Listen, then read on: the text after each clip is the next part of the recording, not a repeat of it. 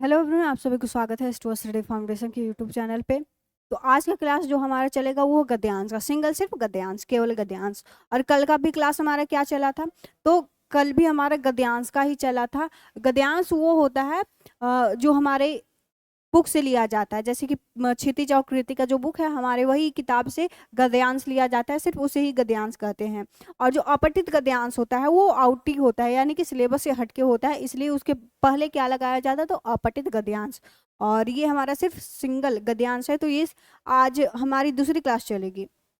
चलिए पहला पहला गद्यांश देख लीजिए। ये हमारा, देखिए, निम्नलिखित गद्यांश को पढ़कर ध्यान पूर्वक इनके पूछे गए प्रश्नों को उत्तर देना है। तो ये होता है हमारे बुक से लिया जाता है। तो चैप्टर वाइज करवा रहे हैं और करवाते चलेंगे, और कविता जो है वो उसका भी करवा देंगे। तो पहले ये हमारा पार्ट से भी बोलता है, क्वेश्चन में ये बोल देता है कि आप कौन सा पार्ट से या फिर लेखक का क्या नाम है, दिएगा गद्यांश के लेखक का नाम लिखे या फिर चैप्टर का यानी कि पार्ट का नाम बताइए, ये बोल देता है। तो आप कहानी पढ़े होंगे तो आपके दिमाग में तो होगा कि कौन से बुक से कौन से लेसन से पढ़े थे और उनका लेखक का क्या नाम था या फिर लेखिका का क्या नाम था। तो देखिए पहला हमारा है गद्यांश की, बाल गोविंद भगत मंझले कद के गोरे चिट्टे आदमी थे। कितने मंझले कद, उनका जो कद था, याद रखिएगा ये लाइन, मंझले कद के थे और उनका जो चेहरा था वो गोरे चिट्टे थे। 60 से ऊपर के ही होंगे, यानी कि उनकी जो उम्र थी वो 60 के लगभग ऊपर थी। बाल पक पक गए थे। लंबी दाढ़ी एवं जटाजूट तो नहीं रखते थे, यानी कि 60 के ऊपर हो गए थे, फिर भी जो बाल गोविंद भगत है वो जटाजूट यानी कि दाढ़ी वगैरह नहीं रखा करते थे, किंतु हमेशा उनका चेहरा सफेद बालों से ही जगमग किया रहता। यानी देखिए 60 के ऊपर भी थे, फिर भी उनका जो चेहरा था वो उजला सफेद बालों से जगमग करता था।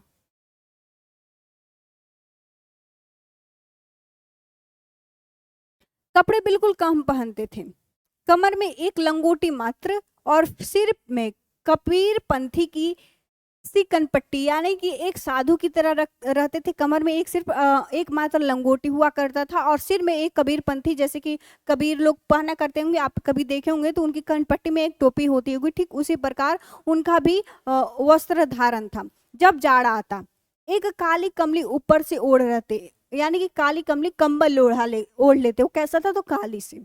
और मस्तक पर हमेशा चमकता हुआ रामनंदी चंदन, उनके हमेशा देखिएगा उनके चेहरे पे मस्तक पे जो होता था रामनंदी चंदन लगाया जाता था, जो लगाते थे वो खुद। और जो नाग के एक छोर से ही औरत के टिके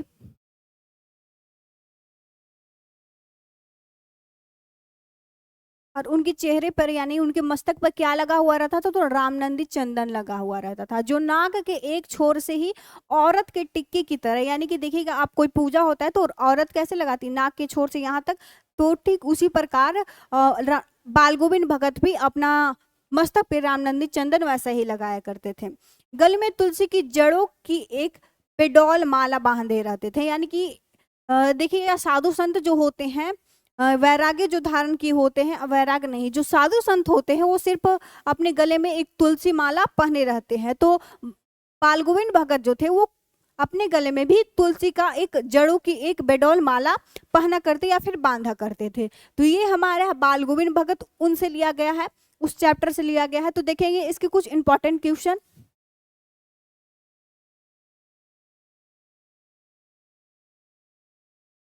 देखिए पहला क्वेश्चन हमारा है, और जो हमारा ये समझ से था कि ये यहाँ से क्वेश्चन कर सकता है, जैसे कि उनका कद कैसा था, उनका कद काठी कैसा था, उनका चेहरा कैसा था, या फिर उनकी उम्र कैसी थी, वो क्या पहना करते थे, उनकी सादगी कैसी थी, ये सबसे क्वेश्चन उठा सकता है। तो पहला क्वेश्चन हम देखेंगे कि बाल गोविंद भगत कैसे कद के थे, उनका जो कद था वो कैसा था। तो देखिए नाटे कद के थे, लंबे कद के थे, मंझले कद के या फिर छोटे कद के। तो हमारा ये पहला लाइन से, यानी कि जो हमारे गद्यांश का पहले पंक्ति का लाइन उठाया गया है, तो उसमें बाल गोविंद भगत का जो कद है वो मंझले कद का। तो ऑप्शन हमारा थर्ड सही हो जाएगा कि उनका जो कद था वो मंझले कद का था। अगले क्वेश्चन देखिए कि बाल गोविंद भगत की उम्र कितनी होगी, 50 के ऊपर, 60 के ऊपर, या फिर 70 के ऊपर, या फिर 40 के ऊपर। तो देखिए बाल गोविंद भगत की जो उम्र थी वो बताया गया है उसी पंक्ति में, उसी गद्यांश का अंश में। देखिएगा सेकंड पंक्ति में क्या था कि उनकी उम्र जो है वो 60 के ऊपर थी लगभग। कितना, तो 60 के ऊपर, तो ऑप्शन हमारा सेकेंड हो जाएगा। चलिए आगे देखिए क्वेश्चन हम, आगे क्वेश्चन है कि बाल गोविंद भगत की टोपी कैसी थी, तो सूरदास जैसी थी, ऑप्शन में देख लीजिए, और या फिर कबीर पंथी जैसी थी, या फिर बच्चों की टोपी जैसे होती वैसे, या फिर गांधी जी की टोपी होती जैसे। तो देखिए हर लोगों का टोपी होता है अलग अलग, उनकी टोपी की पहचान भी अलग, टोपी ही उनकी पहचान दिलवा सकती है, तो टोपी भी अलग अलग होता था। तो यहाँ पे ऑप्शन दिया है कि सूरदास जैसी, कबीर जैसी, या फिर बच्चों, या फिर गांधी जी जैसी। तो देखिए उनकी जो वह जो टोपी पहना करते थे वो कबीर पंथी जैसी थी, तो ऑप्शन हमारा क्या हो जाएगा, सेकेंड सही हो जाएगा। चलिए आगे देखेंगे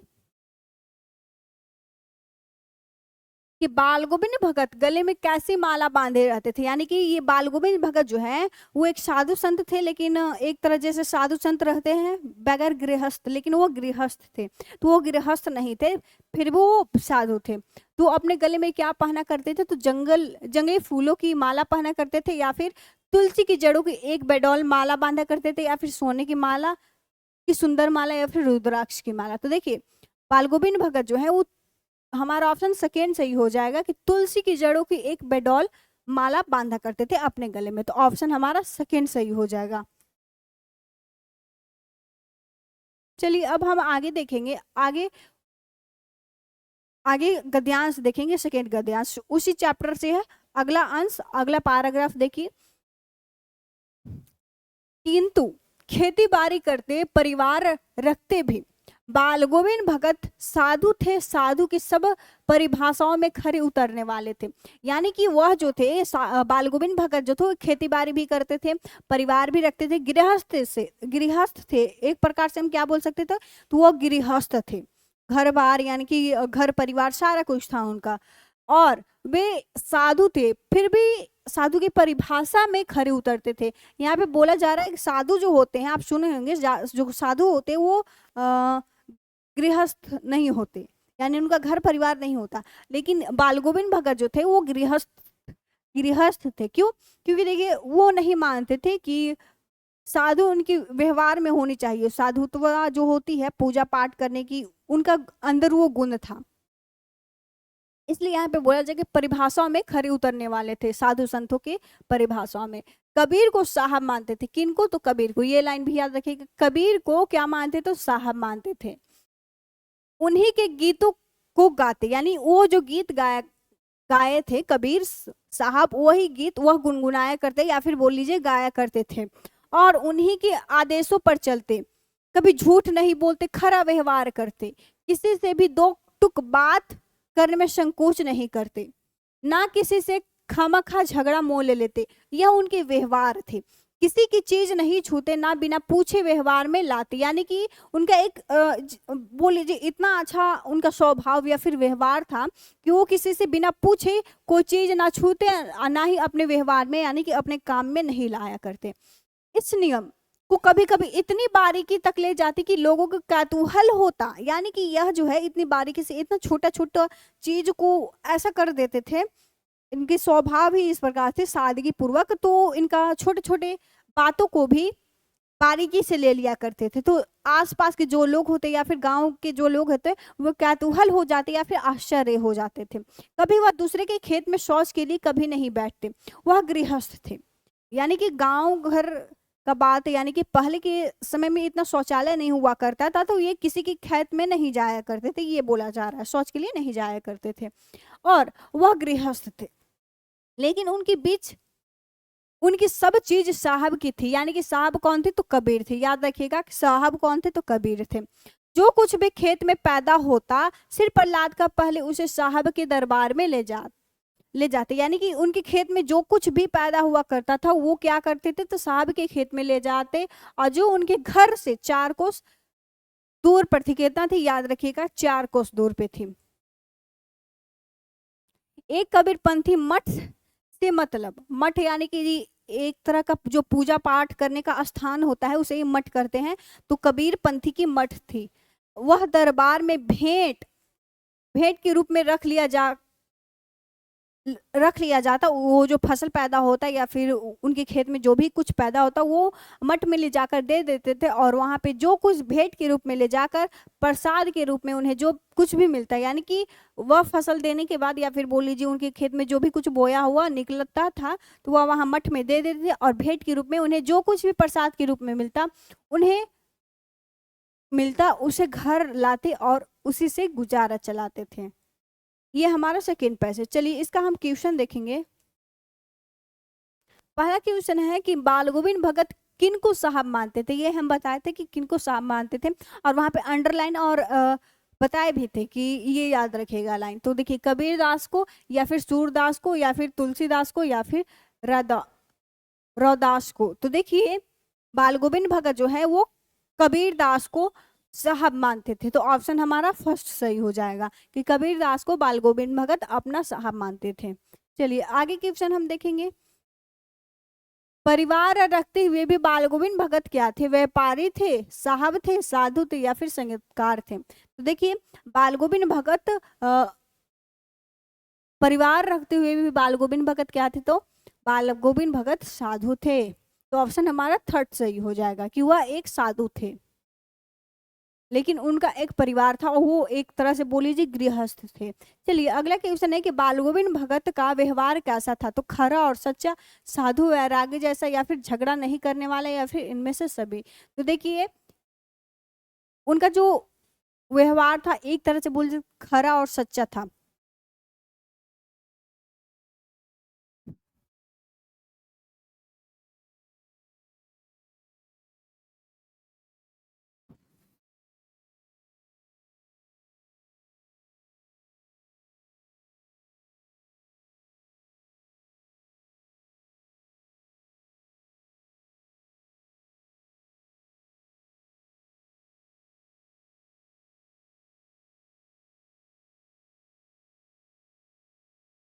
तो देखिए उनका जो व्यवहार था इनमें से सभी, यानी कि खरा और सच्चा भी था, साधु और वैरागी जैसा, यानी कि एक प्रकार से गृहस्थ तो थे लेकिन उनका व्यवहार साधु और वैरागो जैसा था, और झगड़ा नहीं करने वाले थे, यानी कि उनका सादगी पूर्वक व्यवहार यानी सरल सादगी भरा जीवन था उनका, तो वह झगड़ा नहीं किया करते थे। इनमें तो ऑप्शन हमारा क्या सही हो जाएगा, इनमें से सभी फोर सही हो जाएगा हमारा। चलिए अगला क्वेश्चन है कि अपनी फसल को बाल गोविंद भगत 4 कोस दूर कहाँ ले जाते थे, तो कबीर पंथी मठ में, शहर में ले जाते थे या फिर जमींदार के पास ले जाते थे या फिर मंडी में बेचने के लिए। तो देखिए बाल गोविंद भगत जो है वो कबीर पंथी के मठ में ले जाया करते थे अपना बोया हुआ फसल। तो ऑप्शन हमारा क्या हो जाएगा सही, कौन सा, तो फर्स्ट हमारा सही हो जाएगा, कबीर पंथी मठ में ले जाया करते थे। चलिए आगे हम देखेंगे। आगे है उसी चैप्टर से बाल गोविंद भगत, वही चैप्टर से तीसरा अंश, गद्यांश का तीसरा अंश देखिए कि बेटे के क्रियाक्रम में तूल नहीं किया, पुतोहू से ही आग दिलाई उसकी। तुल मतलब एक तरह से बोल लिए तुलना नहीं किया और पुतोहू से ही आग दिलाई उसको। किंतु जो ही श्रद्धा की अवधि पूरी हो गई, पुतोहू के भाई को बुलवाकर उसके साथ कर दिया, यानी कि भेजवा दिया उनको, यह आदेश देते हुए कि इसकी दूसरी शादी कर देना। यानी कि जब उनकी बेटी की मृत्यु हो गई तो उनके भाई को बुलवाते हैं, बहू के भाई को बुलाते हैं और बोलते हैं, उन्हें आदेश देते हैं कि तुम इसकी दूसरी शादी करवा देना, आदेश देते हैं। इधर पुतोहू रो रो कर कहती है मैं चली जाऊंगी तो बुढ़ापे में कौन आपके लिए भोजन बनाएगा। यह कौन कहती है, उनकी बहू कहती है। बीमार पड़े तो कौन एक चुल्लू पानी भी देगा, मैं पैर पड़ती हूँ, मुझे अपने चरणों से अलग नहीं कीजिए। लेकिन भगत को निर्णय अटल था, यानी कि वो जो कह दिए वो हो गया, यानी कि उसके बाद वो कुछ किसी का नहीं सुना करते थे। तू जा, नहीं तो मैं ही इस घर से छोड़कर चल दूंगा। यानी वह बोलते हैं, उनके बहू के बाद वह बोलते हैं कि अगर तू चली जा तो दूसरी शादी कर ले, अगर तू नहीं गई तो मैं ही घर छोड़कर चला जाऊंगा। यह थी उनकी आखिरी दलील, और इस दलील के आगे बेचारी का क्या चलती। ये हमारा तीसरा उस चैप्टर से अंश है या फिर गद्यांश बोल लीजिए। चलिए इसका हम क्वेश्चन देखेंगे। पहला क्वेश्चन हमारा देखिए, कि बाल गोविंद भगत के बेटे के मृत शरीर को मुखाग्नि किसने दी? तो बहू ने, लेखक ने, भगत ने या फिर पुजारी ने? तो देखिए बाल गोविंद भगत का जब बेटा की मृत्यु हो गई थी, देहांत हो गई थी, तो उनकी अग्नि, मुखाग्नि बोल लीजिए, मुखाग्नि कौन दिया था? तो उनकी बहू दी थी।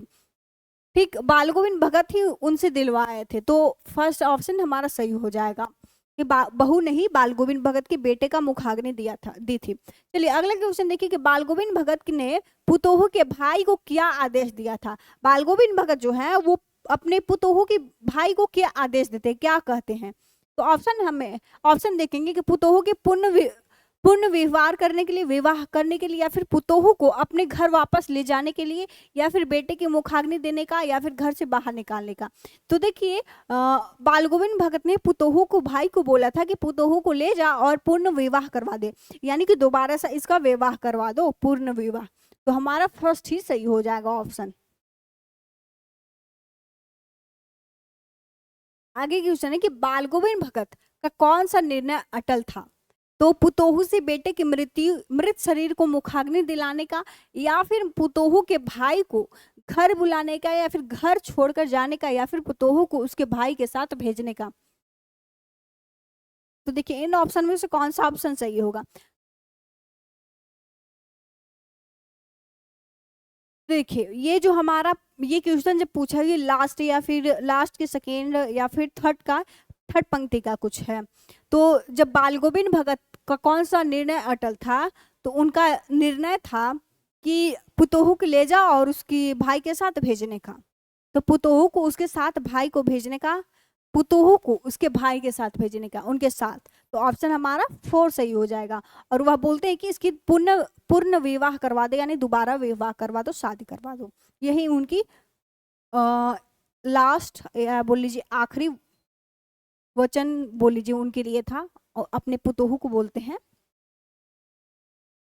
चलिए अगला क्वेश्चन है कि बेटे की श्राद्ध अवधि पूरा होने पर भगत ने किसे बुलाया था? तो पुतोहू को बुलाया था। तो देखिए पुतोहू तो वहां उनके घर में ही मौजूद थी, तो ये नहीं हो जाएगा हमारा। बेटी की आत्मा को गलत, ये भी नहीं होगा। पुतोहू के भाई को या फिर पत्नी को? तो देखिए उनकी पत्नी के बारे में जिक्र नहीं किया गया है और शायद होगी भी नहीं, तो ये हमारा ऑप्शन गलत हो जाएगा। तो देखिए पुतोहू तो गलत हो जाएगा, बेटी की आत्मा को ये भी गलत हो जाएगा। तो उन्होंने किनको बुलाया था? तो पुतोहू के भाई को बुलाया था। तो बेटे के श्रद्धा अवधि पूर्ण होने पर भगत ने पुतोहू के भाई को बुलाया था। तो ऑप्शन हमारा थर्ड सही हो जाएगा। चलिए आगे कुछ एमसीक्यू टाइप का क्वेश्चन देखेंगे, जिसको जो हमारे एमसीक्यू है वो बहुत ज्यादा इंपॉर्टेंट होता है। तो पहला क्वेश्चन देखिएगा, हम पे सही विकल्पों का चयन कीजिए, यानी कि ऑप्शन वाला है तो इसको सही विकल्प को सही करना है कि कौन सा सही होगा इनमें से। पहला क्वेश्चन देखेंगे हम।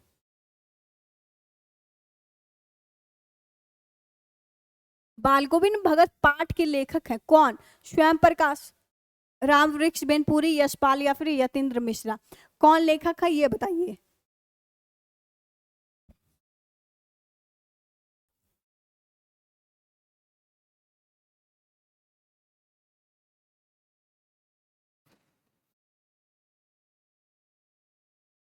तो देखिए पहले तो देखिए स्वयं प्रकाश किन के लेखक हैं? तो नेताजी का चश्मा।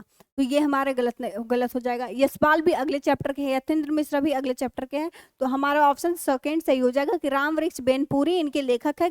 बाल गोविंद भगत जो हमारा चैप्टर, उनके लेखक राम वृक्ष बेनपुरी। तो सेकेंड ऑप्शन हमारा सही हो जाएगा। अगला क्वेश्चन है हमारा कि बाल गोविंद भगत कौन थे?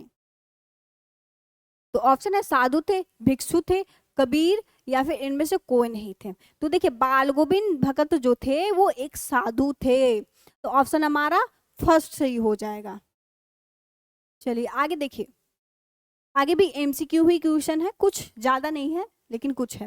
देखिए अगला क्वेश्चन है हमारा कि भगत के संगीत के जादू का प्रभाव किस किस पर पड़ता था? यानी वो संगीत भी किया करते थे। जब हम चैप्टर में पढ़े होंगे तब बताए थे कि हम कि बाल गोविंद भगत जो है वो कबीर का गीत गाया करते थे, तो बहुत अच्छा गाया करते थे। तो वहाँ के लोग जो है वो सुनकर, उनके गीत को सुनकर मंत्र मुग्ध हो जाया करते थे, तो वो गीत भी गाया करते थे। तो देखिए भगत के संगीत का जादू का प्रभाव किस पर पड़ता था? तो किसानों पर, आसपास खेलते बच्चों पर, या फिर मेड़ पर खड़ी औरतों पर, या फिर इन सभी पर? तो देखिए जब वो खेत में जाया करते थे तो एक तरह से किसानों पर भी पड़ता था। आसपास के जो बच्चे थे उसमें इतनी संगीत का प्रचलन नहीं था, सिर्फ मुंह से गाया जाता था। जितना हम सुनते हैं डिजिटल सिस्टम में जितना सुनते उतना पहले नहीं था। तो पहले बच्चे जो है वो भी मंत्रमुग्ध हो जाते थे, उन पे भी जादू चल जाता था। और खेत में जब धान रोपाई हुआ करती थी तो मेड़ पे औरतें रहती थी, उन पे भी चलता था। और इनमें से सभी, तो हमारा हो जाएगा इनमें से सभी, ऑप्शन हमारा 4 सही हो जाएगा। चलिए अगला क्वेश्चन है कि बाल गोविंद भगत अपने बेटे से अधिक प्यार इसलिए करते थे क्योंकि वह उनका इकलौता बेटा था। ऑप्शन देखिए कि वह उनका इकलौता बेटा था इसलिए, या फिर वह सुस्त तथा कम बुद्धि वाला था इसलिए, या फिर वह होशियार एवं तीक्ष्ण बुद्धि वाला था इसलिए, या फिर उन्हें पुत्र मोह अधिक थी। तो देखिए उनका बेटा जो था, हम जब चैप्टर में पढ़े होंगे या फिर जब कहानी हम बता रहे थे तो वहां पे देखिएगा कि उनका बेटा जो था वो थोड़ा सुस्त और कम बुद्धि वाला था, इसलिए उन्हें और अधिक लाड प्यार या फिर बोले जे उन्हें अधिक प्यार करते थे बाल गोविंद भगत। तो ऑप्शन हमारा सेकेंड सही हो जाएगा कि वह सुस्त तथा कम बुद्धि वाला था, इस कारण से उन्हें और अधिक प्यार किया करते थे वो। चलिए अगला है कि बाल गोविंद भगत ने पुतोहू से बेटे के मृत शरीर को मुखाग्नि इसलिए दिलवाई क्योंकि वो ये सामाजिक रूढ़ियों को तोड़ना चाहते थे, या फिर बहुत दुखी थे, या फिर अपने पुत्र से प्यार नहीं करते थे, या फिर इनमें से कोई नहीं। तो देखिए बाल गोविंद भगत ने अपने पुतोहू से इसलिए मुखाग्नि अपने बेटे को दिलवाई क्योंकि समाज की रूढ़ियों को तोड़ना चाहते थे इसलिए। तो ऑप्शन हमारा फर्स्ट सही हो जाएगा। आगे क्वेश्चन देखिए कि भगत गृहस्थ होते हुए भी वस्तुतः थे पाखंडी थे, या फिर साधु थे, या फिर साहब, या फिर धर्मगुरु। तो देखिए बाल गोविंद भगत जो थे वो गृहस्थ होते हुए भी वह एक प्रकार से बोल लीजिए साधु थे, गृहस्थ होते हुए भी क्या थे, तो साधु। हमारा ऑप्शन सेकंड सही हो जाएगा। अगला क्वेश्चन है कि बाल गोविंद भगत के गीतों में कौन सा भाव व्यक्त होता था, श्रृंगार भाव, या फिर विरह का भाव, या फिर ईश्वर भक्ति का भाव, या फिर वैराग्य का भाव। वैराग्य समझ रहे हैं आप लोग, वैराग्य या फिर श्रृंगार या फिर विरह का भाव। विरह मतलब बोल लीजिए दुख का। तो देखिए वह एक साधु थे, तो साधु लोग क्या होते हैं, या तो वैराग्य वाला गीत गा सकते हैं, वैराग्य भाव वाला, या फिर ईश्वर भक्ति वाला गा सकते हैं साधु लोग। तो हमारा ऑप्शन थर्ड सही हो जाएगा कि वह जो गाया करते थे उनकी गीत में कौन सा भाव था, तो ईश्वर भक्ति का भाव था। तो ऑप्शन हमारा थर्ड सही हो जाएगा कि ईश्वर भक्ति का भाव था। चलिए आगे है कि खेतों में बच्चे क्या कर रहे थे, बच्चे उछल रहे थे, गा और नाच रहे थे, या फिर खेत में धान रोप रहे थे, या फिर इनमें से कोई नहीं। तो देखिए बच्चे जो थे वो क्या कर रहे थे, तो बच्चे खेत में, धान के खेत में क्या कर रहे थे, बच्चे जो है उछल रहे, तो उछल बोल लीजिए, खेल रहे थे एक प्रकार से। तो ऑप्शन हमारा फर्स्ट सही हो जाएगा। अगला क्वेश्चन हमारा है कि बाल गोविंद भगत के कितने बच्चे थे, तो इकलौती बेटी थी, या फिर इकलौता बेटा, या फिर एक बेटा और एक बेटी, या फिर एक भी नहीं थी। तो देखिए बाल गोविंद भगत का एक सिर्फ यानी कि इकलौता बेटा था। तो ऑप्शन हमारा कौन सा सही हो जाएगा, सेकेंड सही हो जाएगा।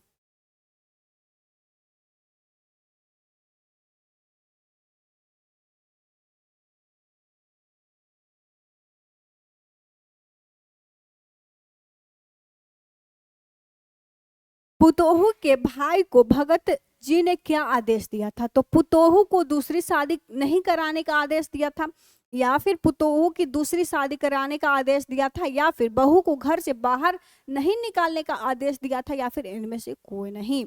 तो देखिए पुतोहू के भाई को भगत जी ने आदेश दिया था कि इसकी दूसरी शादी करा देना, यही आदेश दिया था। तो ऑप्शन हमारा सेकेंड सही हो जाएगा कि पुतोहू की दूसरी शादी कराने का आदेश दिया था। तो हमारा ऑप्शन कौन सा सही होगा, सेकेंड ही सही होगा। चलिए अगला क्वेश्चन देखिए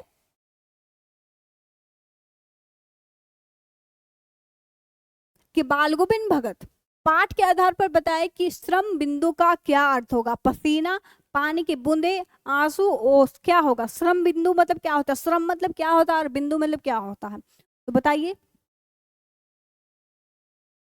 तो देखिए बाल गोविंद भगत के पाठ के आधार पे हमें बताना, तो श्रम बिंदु का अर्थ होगा कि श्रम मतलब होता है परिश्रम, पानी, पसीना बोल लीजिए, श्रम पसीना। तो हमारा फर्स्ट ऑप्शन सही हो जाएगा कि पसीना हो जाएगा इसका सही अर्थ।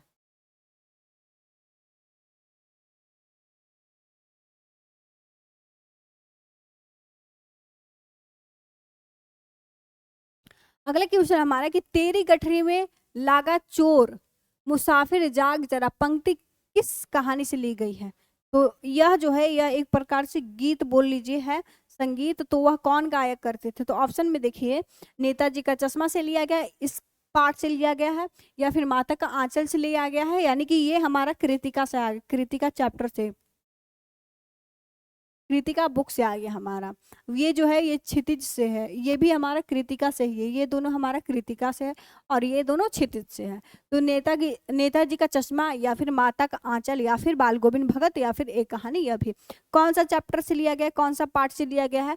तो यह तेरी गठरी में लागा चोर, मुसाफिर जाग जरा, यह बाल गोविंद भगत पार्ट से लिया गया है। तो ऑप्शन हमारा थर्ड सही हो जाएगा। आगे क्वेश्चन है कि लेखक बाल गोविंद भगत की किस विशेषता पर अत्यधिक मुग्ध थे? पहनावे पर, मधुर गान पर, भोजन पर, व्यवहार पर। तो देखिए, जब हम कहानी पढ़े थे तो वहां पे लेखक जो थे उनका बाल गोविंद भगत के एक भाव पे मुग्ध थे। तो वह कौन सा भाव था? तो मधुर गान था। तो ऑप्शन हमारा सेकेंड सही हो जाएगा। अगला क्वेश्चन है कि बाल गोविंद भगत पाठ के आधार पर बताए कि रोपनी किसे कहते हैं? रोपन को, धान की रोपाई को,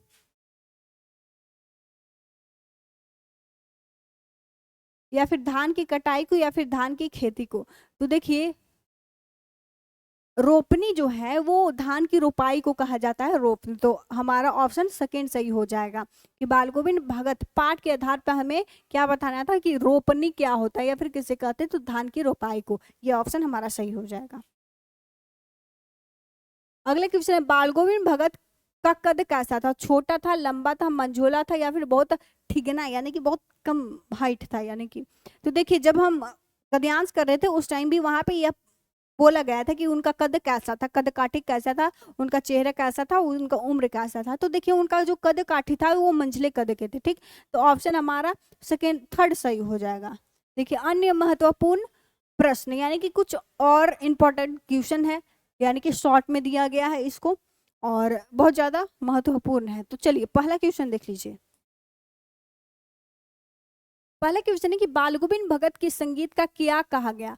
उनके संगीत को क्या कहा जाता था? जादू कहा जाता था, जादू। और यही जादू वाला संगीत पे लेखक मंत्र मुग्ध थे। चलिए अगला क्वेश्चन है कि बाल गोविंद भगत की प्रभाती कार्तिक मास से आरंभ होकर कब तक चलती थी? तो फागुन मास तक चलती थी, बहुत लंबी फागुन मास तक चलते थे। एकदम भोर में ही वो उठा करते थे, एकदम पूरा नहा धोआ कर गीत गान करने लगते थे। अगला क्वेश्चन है कि बेटे की मृत्यु पर बाल गोविंद भगत ने पुतोह को क्या करने के लिए कहा? तो उत्सव मनाने के लिए कहा। क्यों? क्योंकि वो बोलते हैं कि जो मेरे बेटे की मृत्यु हो गई है, तो यह मृत्यु, वह बोलते हैं, वह समझाते हैं अपने पुतोह को कि जो मेरा बेटा का आत्मा है वो परमात्मा के पास जा मिला है, तो इसमें दुख या फिर शोक मनाने वाला कोई बात नहीं है, तुम इसमें खुशी और उत्सव मनाओ। यही कहते हैं बाल गोविंद भगत अपने पुतोह को। आगे क्वेश्चन कि आषाढ़ माह के महीने में बाल गोविंद भगत क्या कार्य करते थे? तो धान की रुपाई करते थे। उसमें बारिश ज्यादा होती है तो यही समय में धान की रुपाई किया करते थे बाल गोविंद। खेती बाड़ी भी किया करते थे, साधु होते हुए भी एक तरह से बोल सकते गृहस्थ होते थे, फिर भी वो खेती बाड़ी किया करते थे, अपना रोज खाने पीने की व्यवस्था वो खुद कर लिया करते थे, हर चीज वो खुद किया कर लिया करते थे। उनका व्यवहार ही था, वो हर समय अपना कार्य जो होता है अपना जो भी स्वयं से कर लिया करते थे। और उनका व्यवहार भी हम पढ़ चुके हैं कि उनका व्यवहार किस प्रकार से था। चलिए अगला क्वेश्चन कि मृत्यु को पूर्व संध्या पर लेखक को बाल गोविंद भगत के गीत का स्वर कैसा लगा? तो बिखरा हुआ, यानी कि एक तरह से टूटा टूटा सा लग रहा था, ये टूट चुके हैं ऐसा लग रहा था लेखक को। आगे है कि बाल गोविंद की टोपी कैसी थी? तो हम पढ़े हैं, तो इनकी टोपी जो थी कबीर पंथी की जैसी थी। कैसी? तो कबीर पंथी जैसी, कबीर पंथी जैसी थी। चलिए अगला क्वेश्चन देखिए। कि लेखक बाल गोविंद भगत की किस विशेषता पर अत्यधिक मुग्ध थे, तो मधुर गान पे। यानी कि वो भी संगीत किया करते थे, वो भी बहुत अच्छा खंजड़ी बजाया करते थे, जो बजाते थे खंजड़ी बजाते थे।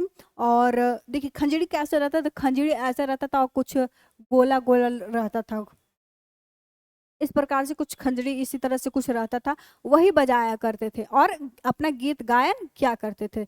इस प्रकार से कुछ उनका खंजड़ी रहा करता था, और वो जब भी गीत गायन करते तो खंजड़ी बजाते और अपना गायन स्टार्ट करते थे। चलिए अगला क्वेश्चन है, लेखक ने लोही किसे कहा, तो प्रातः काल की लालिमा को उसने लोही कहा। तो देखिए लोही आप समझिए, जब भोर होता है तो सूरज पूरा तरीके से नहीं उगता है और सूरज दिखाई भी नहीं देता है, तो उसकी लालिमा सिर्फ रोशनी हल्की सी लाल दिखाता है, तो उसे ही लोही कहा गया है यहाँ पे।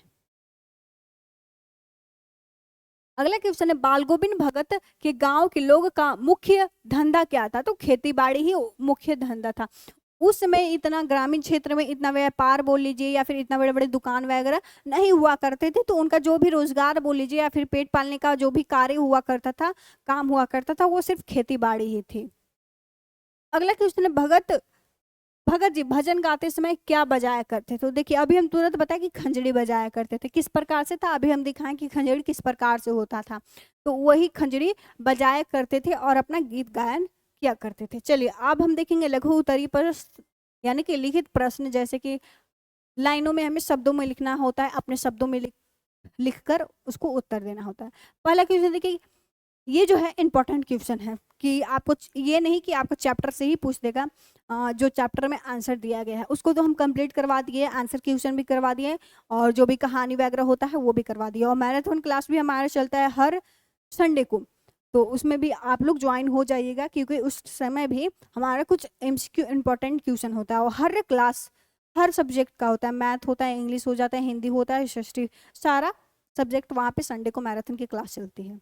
चलिए अगला क्वेश्चन हमारा कि खेती बाड़ी से जुड़े गृहस्थ बाल गोविंद भगत अपनी किन चारित्रिक विशेषताओं के कारण साधु कहलाते थे, तो देखिए बाल गोविंद भगत गृहस्थ थे, वे साधु तो थे पर वैसे साधु नहीं जैसे सामान्यतः माना जाता है, यानी कि सामान्यतः बोल लीजिए हम वैसे ही साधु कैसे मानते हैं हम लोग, अगर आपको बोल दिया जाए कि वह साधु है तो समझ जाइए वह गृहस्थ नहीं है, लेकिन वह वैसे साधु नहीं थी, वह सिर्फ गृहस्थ थे और उनका घर परिवार था, उनके पुतोहू थे, वो खेती बाड़ी किया करते थे। और जो साधु होते असली वाला मतलब जो साधु होते हैं वो गृहस्थ नहीं होते, उनका घर परिवार नहीं होता, वो खेती बाड़ी नहीं करते, वो घर घर मांग कर खाया करते, वो भी उनका मतलब वैराग्य धारण कर लेते, एक प्रकार से गृहस्थ छोड़ देते वो साथी, लेकिन ये साधु थे, परंतु ये क्या थे, तो गृहस्थ साधु थे। वे साधुओं जैसा कपड़े ना पहनते थे तथा तथा वैसे धार्मिक अनुष्ठान नहीं करते थे। बाल गोविंद भगत अपनी निम्नलिखित चारित्रिक विशेषताओं के कारण साधु कहलाते थे, यानी एक तरह से बोल लीजिए जैसे कि साधु जो होते हैं वो क्या करते हैं, जो गृहस्थ छोड़ देते वो क्या करते, मांग मांग के खाते, बनाते नहीं है और ना खेती बाड़ी कोई काम नहीं करते, तो मांग मांग के खाना, इधर से उधर, इस शहर से उस शहर चले जाना, पूजा पाठ करवाना, अपना जो भी कार्यक्रम होता है उसमें शामिल होना या फिर अनुष्ठान, धार्मिक अनुष्ठान भी करना, ये उनकी व्यवहारिक जीवन होती है, मतलब हर दिन दिनचर्या होती है, लेकिन ये अनुष्ठान नहीं करते थे। देखिए ऑप्शन भी दिया गया हमारा कि किस प्रकार से वसाद होते हैं। पहला है कि बाल गोविंद भगत निम्नलिखित हमारा है कि इस प्रकार से क्या करते थे, तो बाल गोविंद भगत कबीर को मानते थे, किन को मानते थे, तो कबीर साहब को मानते थे और उन्हीं की तरह टोपी भी पहनते थे, उन्हीं के गीत गाते थे और उन्हीं के आदेशों पर चला करते थे, यही उनकी दिनचर्या था।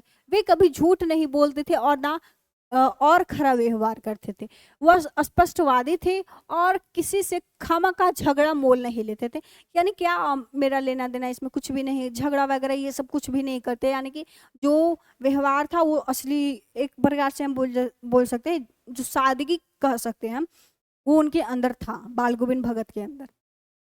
वे दूसरों को किसी चीज को स्थान को अपने व्यवहार में नहीं लेते थे या फिर बिना पूछे बिना कहे वो दूसरा का सामान या फिर दूसरा का स्थान चीज ये सब छुआ लिया नहीं करते थे। ये वे अपने खेतों में उत्पन्न वस्तुओं को पहले कबीरपंथी मठ ले जाया करते थे, में ले जाते थे, और वहां से प्रसाद स्वरूप जो मिलता उसे घर लाकर अपनी गुजारा चलाते थे। और वे सुख दुख की भावना से ऊपर थे, यानी परे थे। मोह माया जो बोलते हैं उसे खत्म था, उनके अंदर नहीं था। मोह माया एक प्रकार से जो होता है वो दुख, और दुख क्या होता है, सुख क्या होता है, इससे परे होता है, तो ये सबसे ऊपर थे वे।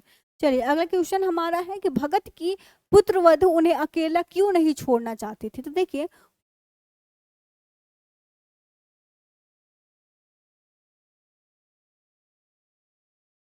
उनकी पुत्र वधु जो थी, उनके पुत्र तो मर गए थे, यानी उनके देहांत हो चुके थे।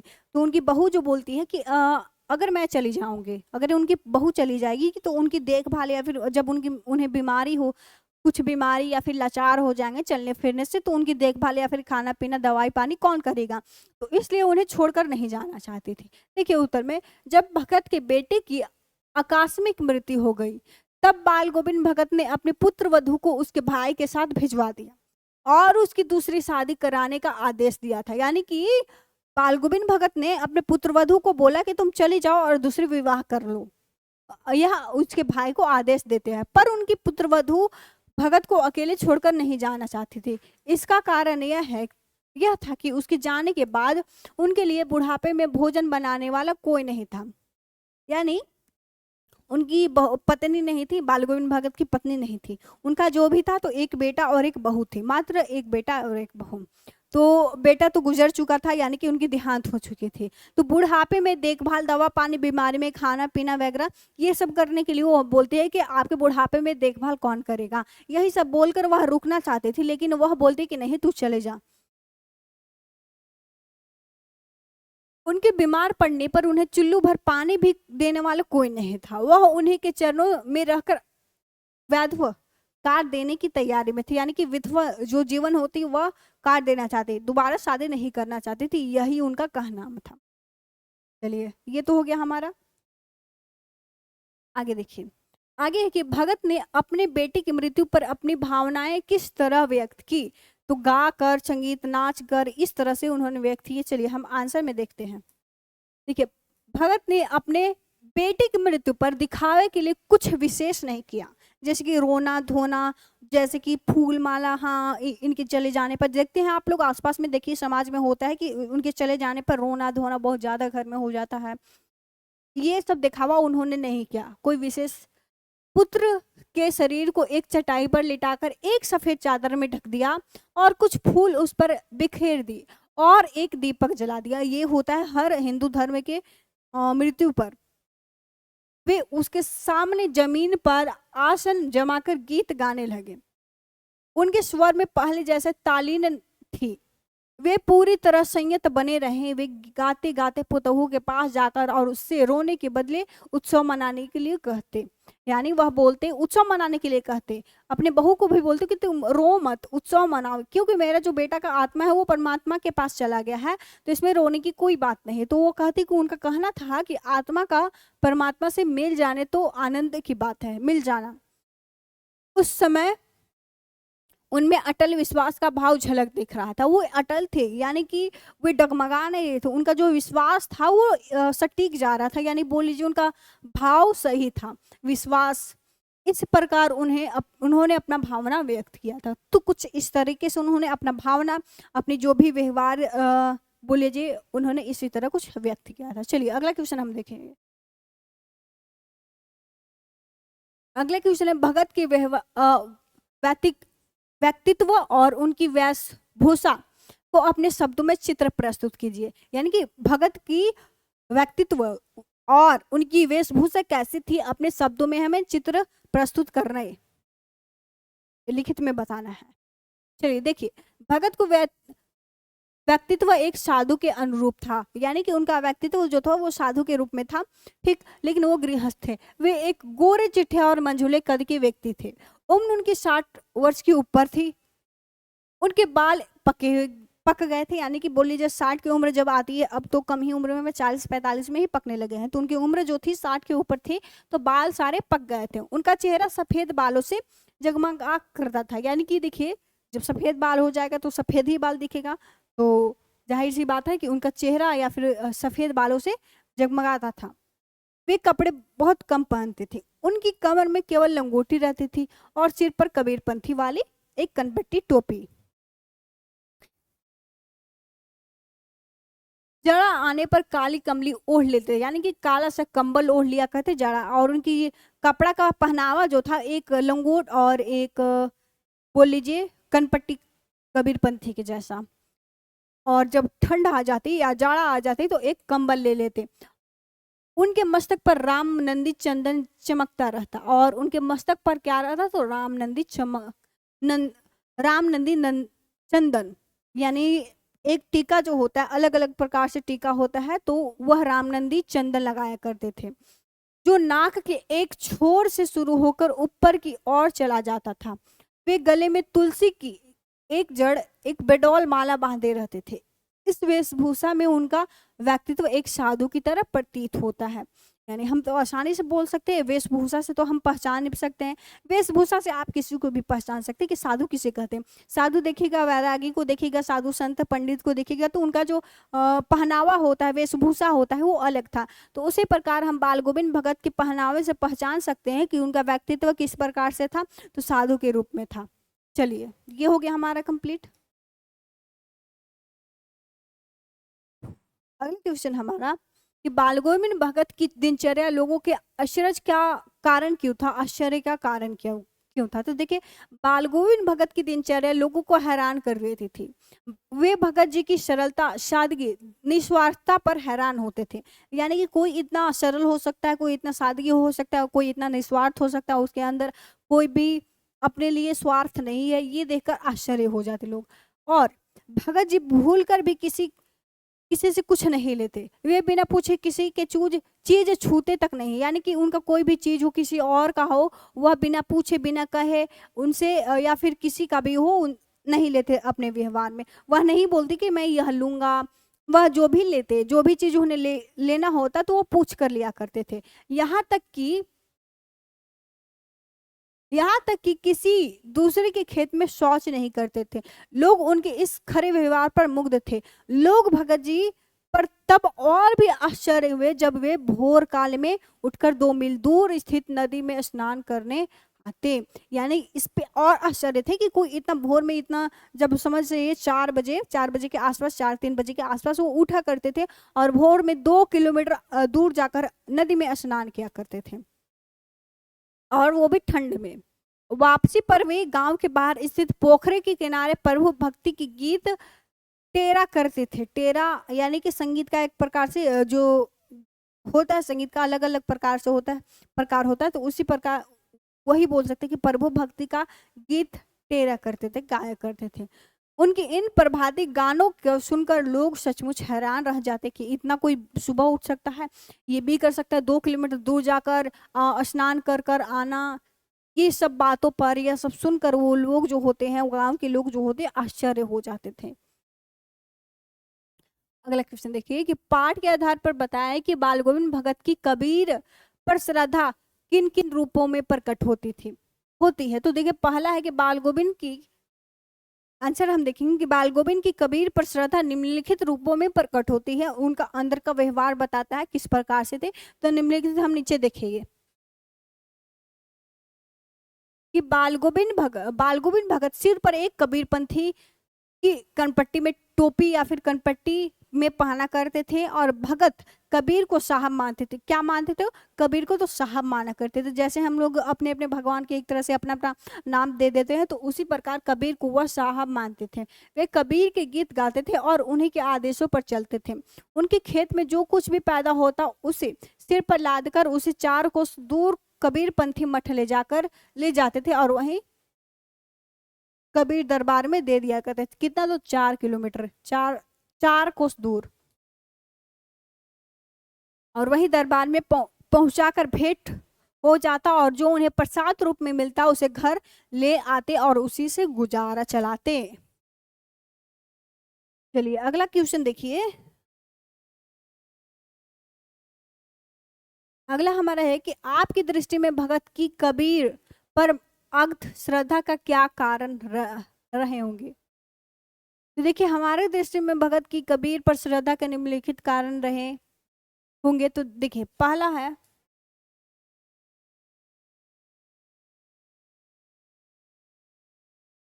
देखिए बाल गोविंद भगत की तात्कालीन समाज में समझी जाने वाली निम्न जाति से संबंधित थे। कबीर जुल्हे और भगत तेली, यानी कि तेली थे, भगत तेली थे। आगे देखिए भगत को कबीर का गृहस्थ साधु वाला रूप भाया होगा। भगत भी इसी प्रकार के थे, यानी कि उन्हें आकर्षित किया होगा इनका व्यवहार। तो जो कबीर जो बालगोविंद भगत थे उनका भी इसी तरह से कुछ व्यवहार था, तो उनके और आकर्षित हो गया और उन्हीं को मानने लगे और उन्हीं के आदर्शों पे चलने लगे। कबीर की विचारधारा भगत की विचारधारा के अनुरूप थी, दोनों की काफी समानता थी। और आगे देखिए कि दोनों सदा जीवन उच्च विचार में विश्वास रखते थे। भगत को कबीर की गीत पसंद थी, जैसे कि हम लोग के अपने अपने फेवरेट सिंगर का संगीत पसंद होता था, तो उन्हें भी उन्हें जो मानते थे वो किया भी करते थे। चलिए ये हमारा क्लास सेकेंड क्लास था गद्यांश का, सिंगल सिर्फ गद्यांश, यानी कि जो हमारा बुक से होता है उस बुक से ही था गद्यांश। कोई भी चैप्टर से उठाकर दे सकता है, तो वही था हमारे गद्यांश का कुछ अंश। तो ये हमारा कंप्लीट हो गया, आज दूसरी क्लास थी। तो अगले वीडियो में मिलते हैं अगले गद्यांश के साथ। तो आप सभी को थैंक यू।